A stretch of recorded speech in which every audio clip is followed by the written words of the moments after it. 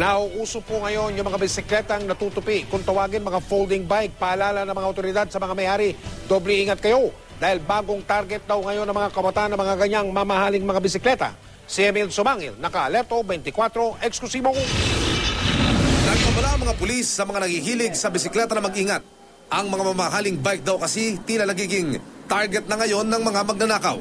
Ang mas mainit sa mata ng mga kawatan, ang nauusong folding bike o yung mga bisikletang natutupi gaya nito.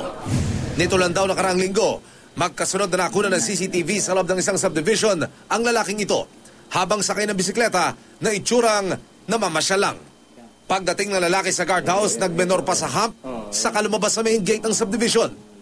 Kinabukasan nang siya uli makunan. Ibang bisikleta lang dala niya. Nilagpasan pa ang nagro-roving na gwardya. At malaya muling nakalabas ng subdivision. Huli na nang malaman ng security office ng subdivision, magnanakaw pala ang lalaki.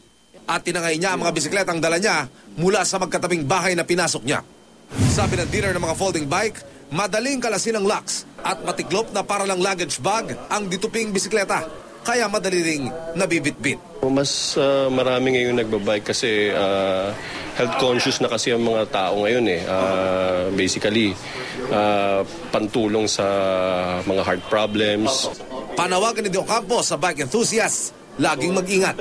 Ang batalya o ang frame ng bisikletang ito na kinarga ko lamang sa pamamagitan ng aking daliri, higit sa 100,000 piso na ang halaga. Payo niya sa mga biktima, agad na makipag-ugnayan sa pulisya. Actually, mga frame nila, may mga may mga serial number. At saka nagtutulungan ng mga biker community na pag may nagbenta ng bike, inaalam nila kung legit ba talaga yung bike. Emil Sumangil, nakatutok, 24 oras.